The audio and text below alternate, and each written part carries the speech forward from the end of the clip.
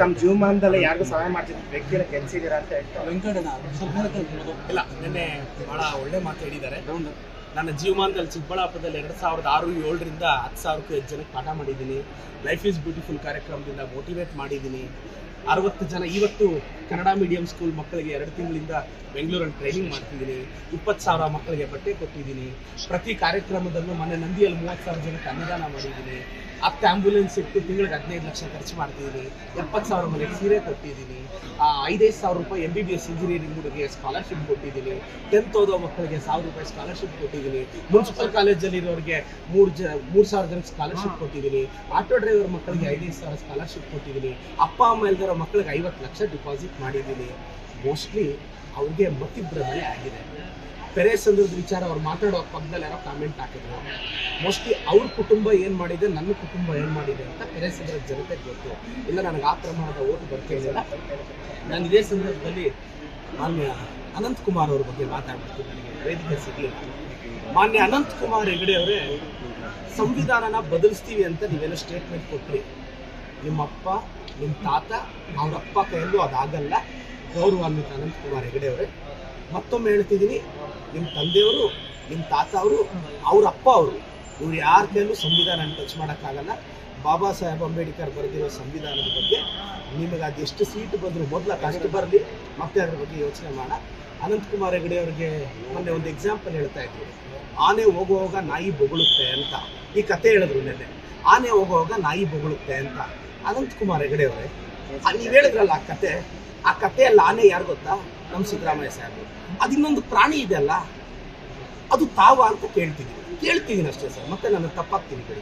ತಮ್ಮ ಜೀವಮಾನದಲ್ಲಿ ಯಾರಿಗೂ ಸಹಾಯ ಮಾಡ್ತಿದ್ದ ವ್ಯಕ್ತಿಗಳ ಕೆಲಸಿದ್ದೀರಾ ಅಂತ ಹೇಳ್ತಾರೆ ಇಲ್ಲ, ನಿನ್ನೆ ಬಹಳ ಒಳ್ಳೆ ಮಾತು ಹೇಳಿದ್ದಾರೆ. ನನ್ನ ಜೀವಮಾನದಲ್ಲಿ ಚಿಕ್ಕಬಳ್ಳಾಪುರದಲ್ಲಿ 2006-7ರಿಂದ 10,000ಕ್ಕೂ ಹೆಚ್ಚು ಜನಕ್ಕೆ ಪಾಠ ಮಾಡಿದ್ದೀನಿ.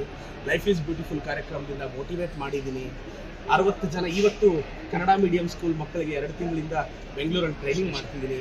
20,000 ಮಕ್ಕಳಿಗೆ ಬಟ್ಟೆ ಕೊಟ್ಟಿದ್ದೀನಿ. ಪ್ರತಿ ಕಾರ್ಯಕ್ರಮದಲ್ಲೂ ಮೊನ್ನೆ ನಂದಿಯಲ್ಲಿ 30,000 ಜನಕ್ಕೆ ಅನ್ನದಾನ ಮಾಡಿದ್ದೀನಿ. 10 ಆಂಬ್ಯುಲೆನ್ಸ್ ಇಟ್ಟು ತಿಂಗಳಿಗೆ 15 ಲಕ್ಷ ಖರ್ಚು ಮಾಡ್ತಿದ್ದೀನಿ. 70,000 ಮನೆಗೆ ಸೀರೆ ಕೊಟ್ಟಿದ್ದೀನಿ.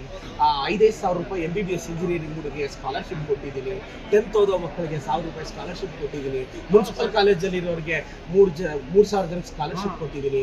ಆಟೋ ಡ್ರೈವರ್ ಮಕ್ಕಳಿಗೆ 5,000 ಸ್ಕಾಲರ್ಶಿಪ್ ಕೊಟ್ಟಿದ್ದೀನಿ. ಅಪ್ಪ ಅಮ್ಮ ಇಲ್ದಿರೋ ಮಕ್ಕಳಿಗೆ 50 ಲಕ್ಷ ಡಿಪಾಸಿಟ್ ಮಾಡಿದ್ದೀನಿ. ಮೋಸ್ಟ್ಲಿ ಅವ್ರಿಗೆ ಮತ್ತಿಬ್ಬರಲ್ಲಿ ಆಗಿದೆ. ಪೆರೇಸ್ ಅಂದ್ರದ್ದು ವಿಚಾರ ಅವ್ರು ಮಾತಾಡೋ ಪಕ್ಕದಲ್ಲಿ ಯಾರೋ ಕಾಮೆಂಟ್ ಹಾಕಿದ್ರು.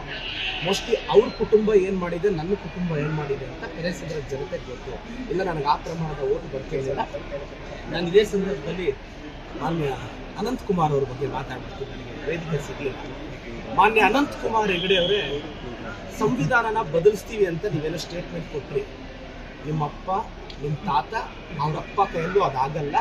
ಗೌರವಾನ್ವಿತ ಅನಂತಕುಮಾರ್ ಹೆಗಡೆ ಅವರೇ, ಮತ್ತೊಮ್ಮೆ ಹೇಳ್ತಿದ್ದೀನಿ, ನಿಮ್ಮ ತಂದೆಯವರು, ನಿಮ್ಮ ತಾತ ಅವರು, ಅವ್ರ ಅಪ್ಪ ಅವರು, ಇವ್ರು ಯಾರ ಕೈಯಲ್ಲೂ ಸಂವಿಧಾನ ಟಚ್ ಮಾಡೋಕ್ಕಾಗಲ್ಲ.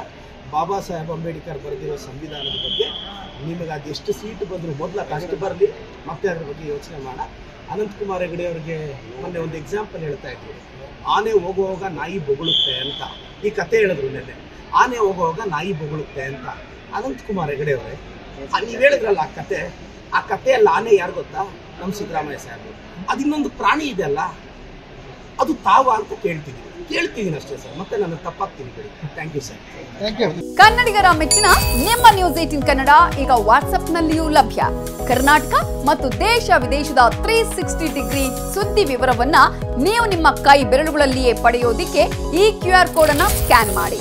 ನಮ್ಮ ಚಾನೆಲ್ ಅನ್ನ ಫಾಲೋ ಮಾಡಿ, ನೋಟಿಫಿಕೇಶನ್ ಆನ್ ಮಾಡಿ.